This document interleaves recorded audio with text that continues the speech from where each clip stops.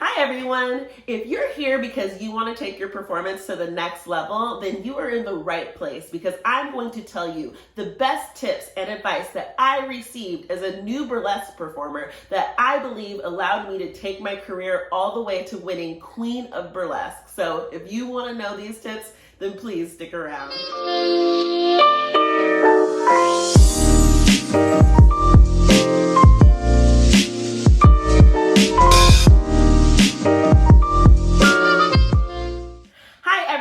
Ivory here, and welcome back to my channel. So it has come to my attention via the analytics that I actually have people finding this page because they are interested in burlesque. Go figure. So with this being my third video, I think it's about time that I actually talk about some burlesque. But before I get to that, I have a little bit of housekeeping. If any of you watched last week's video, you know that you had the opportunity to win a signed print by me. And I want to go ahead and pull those two lucky winners' names out of this bag right now. So the winners are Simone Del Mar. Hello, lovely. Make sure that you comment down below so we can figure out how to exchange information so I can get your address to get that print to you. And Wild Vixen. Yes, wonderful. So make sure that you comment down below and we will figure out how to exchange information. All right, now that all that is done, it is time for us to get into these tips and advice. So the very first thing I ask my baby burlesquers, my brand new students, is why? Why burlesque? Why do you want to do this? And I don't mean that to throw any shade because I am a firm believer that burlesque is for everyone, but I definitely don't think that everyone should perform burlesque. I think that as a burlesque performer, you need to be a giver. It is about you being a gift to the audience, not about what the audience is going to give to you. So really examine your why. I think the whole point of that is going to lead me into the very first piece of advice that I want to give you. It is not about you, it is about them. Meaning, it is not about you as the burlesque performer, it is about your audience. I feel like a lot of us get into this industry because we are enamored by the glitz and the sparkle and all of these things that we think means burlesque, but none of that is what burlesque actually is. For me, being up on that stage and being able to connect with an audience and making each person feel like I'm there performing just for them, that is what I love about it. Yes, it is nice. I love the costumes. I love the sparkle, but that is not necessary for you to be a strong performer. Because if you're just leaning on that, then you're not actually going to get anywhere. During my very first competition, when I was just a tiny little baby burlesquer back in 2012, world famous Bob was the host. And I was backstage kind of losing my mind because as a new performer, my costumes were not that great. It looked nice, it was put together. I didn't go up there looking crazy, but I didn't have fully encrusted costumes. I didn't have all of the fancy rhinestones, and I was feeling extremely inadequate because I was comparing myself against the other performers. And world famous Bob pulled me aside and she gave me the best piece of advice.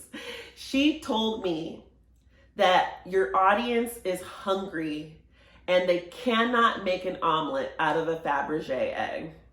If the audience is hungry, it doesn't matter how sparkly and beautiful you are. If you ain't got any substance behind your performance, they're gonna be bored. It is your job as the performer to make sure that your audience is entertained. They did their part. They showed up. They paid for their tickets. They got their butts in the seats. Now it is your job because you have no idea what is going on with the people in the audience. And so to come there expecting that they're just going to applaud for you simply because you come out wearing a $20,000 costume, you have a whole other thing coming. So there's this move that I coined, the gimme gimme. And that's when you put your little hand up to your ear to try to encourage the audience to make some noise, or you do this little hand gesture like, I'm not gonna take my bra off until you make some noise. And I saw it all over the place, and I kind of thought that that's what you had to do as a burlesque performer. Then I received the tip of never asking for applause earning it. And it really hit home with me. Now, I'm not throwing any shade at anybody who does those moves, and quite frankly, I do believe that there are some acts where the character does call for that type of over-the-top asking for exchange, but not all burlesque performances need it. And so when you're relying on that, it winds up becoming a crutch rather than actually putting the effort into getting the audience to have a reaction. I'm not going to get into it because this is something that I really teach in my other classes, but okay, this is burlesque, you guys, so this is going to get a little sexual. But in my 101 classes, I teach how to do a burlesque performance, and I equate it to giving a blowjob.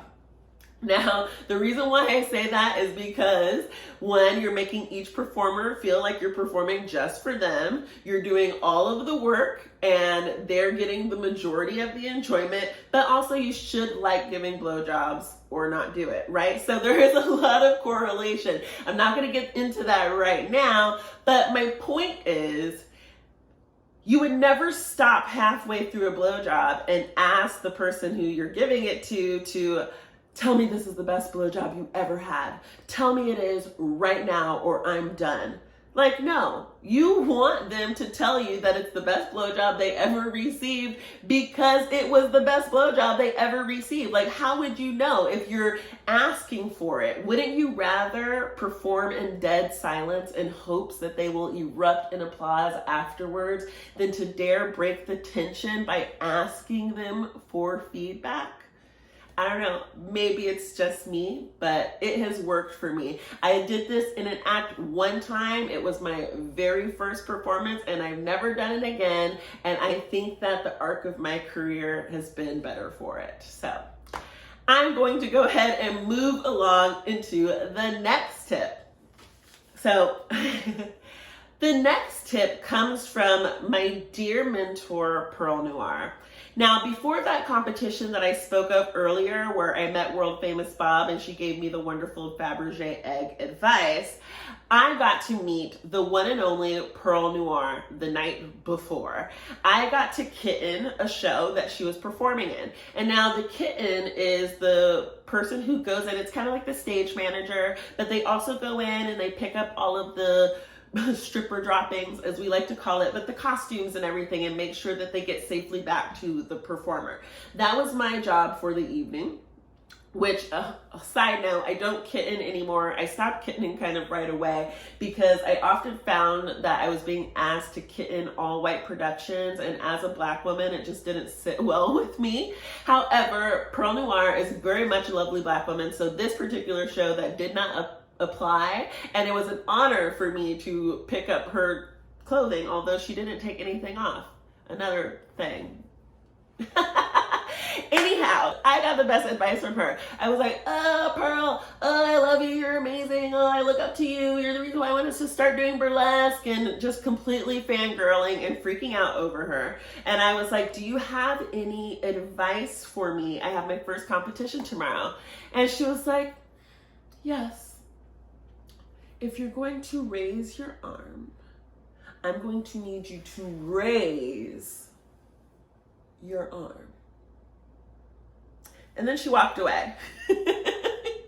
And that was it. And I was like, okay, if I'm going to raise my arm, I need to raise my arm. But in her demonstration, I completely understood what she meant. She was talking about commitment. If you are going to do something, whether it be embracing a character or simply just raising your arm, you need to fully commit to it. No one wants to see someone half-assing on stage. No one wants to see someone stumbling around. No one wants to see somebody who is not fully committed to their fantasy. And that is something that Pearl taught me right away.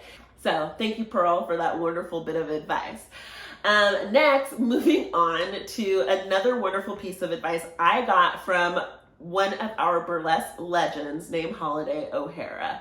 Now, when you are looking at the people in the front row, the rest of the audience sees this. It looks like you're looking down. It looks like you're not connecting. And it's not that I'm not connecting, it's just that I'm connecting to the people who are right here in the front row. But honestly, those people don't need you to connect with them. They have front row seats. They can see the rhinestones popping off. They can smell you. They can see the sweat on your upper lip. Like, they got it all. But the people who are sitting in the balcony, the people who are sitting by the bathroom or by the bar, those are the people who already feel like they got the short end of the stick, and they are sitting behind some pillar so they can't really even see the stage fully. Those are the people that I like to focus my attention on. So the tip that I received from Holiday O'Hara is, if you have the opportunity before the house opens, before the audience comes in, go and find the shittiest seats in the house. Go by the bathroom, go by the bar, go behind that pillar, go in the balcony and see what the audience is going to experience. Those people in those spots are the ones that you're going to lose first. So if you project that energy that most people waste on the front row and you project it into the audience, if you project it way to the bar, way to the back wall, around that pillar, and you make those people feel special, that is the difference between a front of the house standing ovation and a full house standing ovation. That is how you make every single person in the whole room feel like you're performing just for them.